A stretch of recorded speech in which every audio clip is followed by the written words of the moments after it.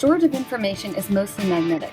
The first hard drive created by IBM in 1956, called the RAW-Mac, housed in a room about 30 feet by 50 feet, and it weighed over a ton. Equipment this size, though, it only had the storage capacity of 5 megabytes. Today we use flash drives, which can hold as much as 64 gigabytes, and a thing the size of a thumb. The goal of research is to develop technology to pack more and more data into smaller and smaller spaces. One promising technology could be ferroelectric thin films. Researchers at UNL are developing this groundbreaking technology. Watch to learn more. To begin our research, we start with a sample of PZT, and then we glue it to the metallic base. That way when we put it in the machine, it can stay without moving as we scan. This is our AFM machine. Some simple parts that you can easily relate to would be the microscope on top, which we help use to locate our position on the sample.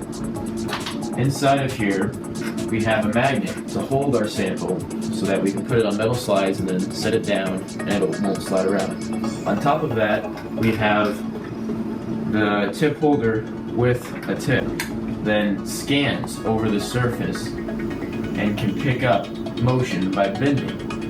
When that tip bends, it's like when you rub a needle over a piece of metal and you sense that bump. It kind of bounces you up, just like when you go over a speed bump. And when it deflects the tip, it reflects a laser that is shining on it, and that laser is also shining through this chamber. And when that deflection occurs, the photo receiver senses that change, and that change can be converted into a height change and a phase change. On this material, we have created a structure in the shape of an N. This image shows the height difference, and we can see that there is higher portions on this very smooth surface that outline the N. To create this, we used -8 volts, and this image depicts the phase change.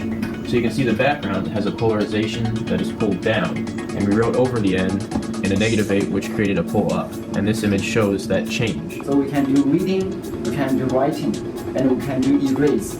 So kind of save information. Once it's integrated, then it can build a circuit and then integrate it into a hard drive and save the files for us.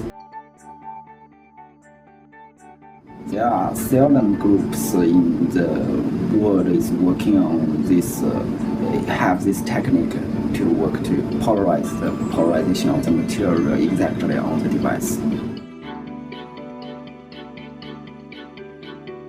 Is important to society as it will greatly impact the data storage industry, hopefully giving us larger data storage in smaller area and increasing the speed, and that's just the way everybody likes it. Now that's Nano at the University of Nebraska at Lincoln.